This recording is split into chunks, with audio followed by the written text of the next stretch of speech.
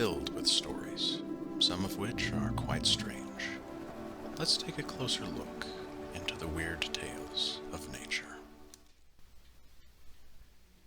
Flying insects are not an unusual sight in the world. If anything, they are rather commonplace. I suspect that most people could provide at least a basic description of a typical insect wing. Such a description might be something along the lines of a flat bit of membrane with a few veins in it. While accurate enough, this falls somewhat short of the subtle complexity of a typical insect wing. Any structures capable of carrying even a small creature through the air, and often with great speed and precision, are marvels of engineering. This splendor is further elaborated by the sheer variety of insect wing structures. Adding in the presence of scales or hairs to change how the surfaces interact with air makes such matters all the more complicated. The modification of one pair of wings into stabilizing halteres in the flies has granted an unprecedented degree of aerial agility. Still, for the moment, I would like to consider some of the strangest wings, often seen in some of the smallest insect species. Such wings are not membranous, but instead consist of narrow rods bearing fringes of tiny hairs. To begin with, let us consider one of the larger examples of insects with such modified wing structures. The plume moths, or Pterophoridae, are fairly small as moths go, but they are giants compared to some of the insects we will be considering later. Their wings are subdivided into a series of rods with wide fringes of dense hairs. These fringes overlap when the wings are extended, providing an adequate collective flight surface. Plume moths can fly about as well as other moths in their size range. The utility of such an unusual wing design becomes apparent when the plume moth lands. The wings collapse into a bundled sort of configuration, looking like little more than a tiny pair of sticks extending out from the creature's sides. This, combined with a narrow body and a bit of cryptic coloration, gives the plume moth the appearance of a bit of dried vegetation. A scrap of debris, not worth investigation and easily overlooked by predators. As we get to the smaller sizes, we find insects where each wing is not divided into a series of rods, but instead reduced to a single rod with a fringe of hairs wrapping around the front and back. One might wonder how a stick with a few hairs on it will get anything into the air. The answer lies in the incredibly small size of the creature. At such sizes, the physical properties of air are different. The air is far more viscous over short distances and behaves somewhat more like a liquid than a gas, at least as far as the physics of moving through the medium are concerned. Even a fringe of distinctly separate hairs doesn't allow all that much air to pass through, functioning effectively as a single flight surface. There is the benefit of a few hairs weighing quite a bit less than a contiguous membrane, thus making it all the easier for the tiny creature to take flight. In effect, these bristly little wings allow the feather-winged insect to swim through the air, more than fly through it. Below a certain size threshold, such a wing design is apparently at least as effective as a simple membrane. Miniature insects with these sorts of wings are more common than one might expect. There is an entire order of tiny insects with feather wings known as Thysanoptera. The scientific name here means fringe wings. I should note that there is another insect group with a very similar name, the Thysanura.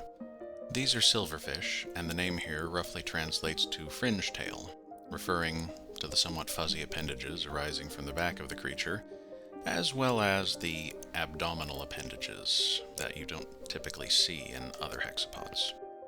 To return to the Thysanoptera, they are commonly known as thrips.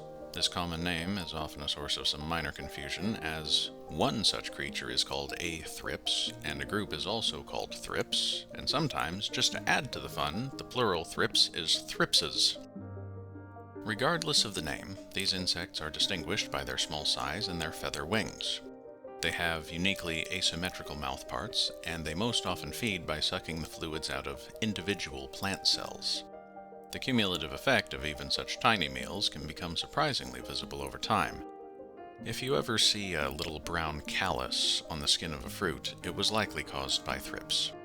One easy way to observe thrips in the wild is to find a field of flowers and look up close at the blossoms with a magnifying lens. If you see tiny, somewhat elongated dark spots, and the dark spots are slowly moving about, you've probably found a few thrips.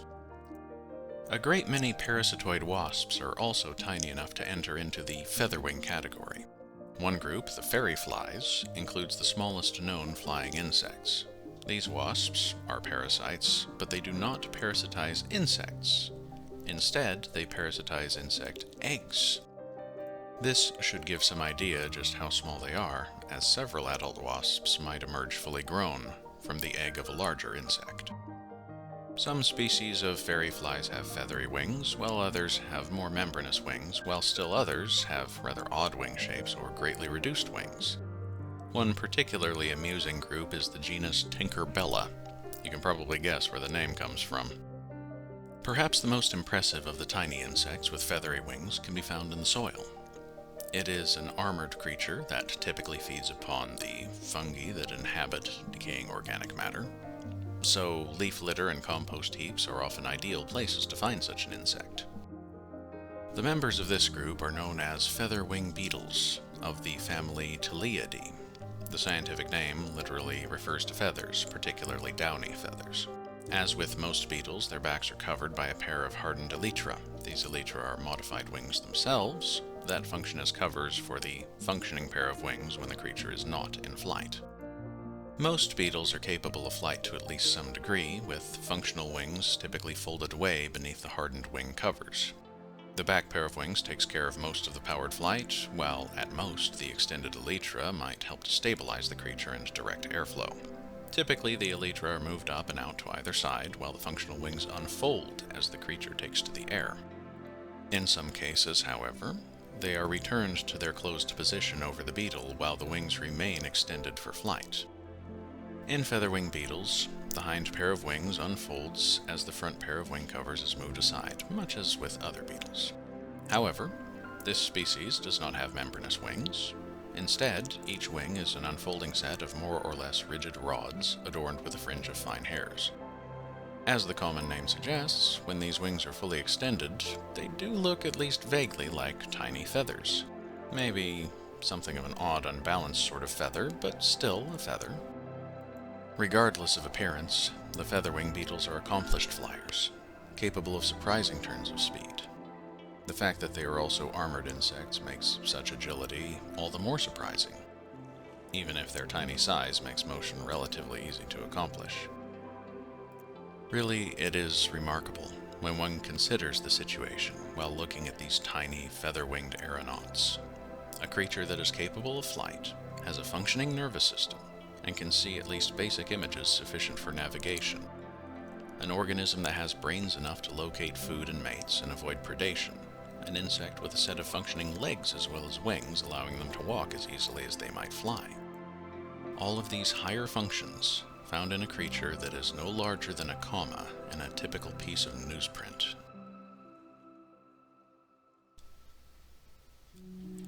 This concludes today's little foray into the unknown. For those who are still curious, here are a few things you might try looking into further. If you found this enjoyable, by all means, say so. If you think others might enjoy this, by all means, share. If you're interested in seeing more of this channel, a subscription should prove quite effective. Until next time.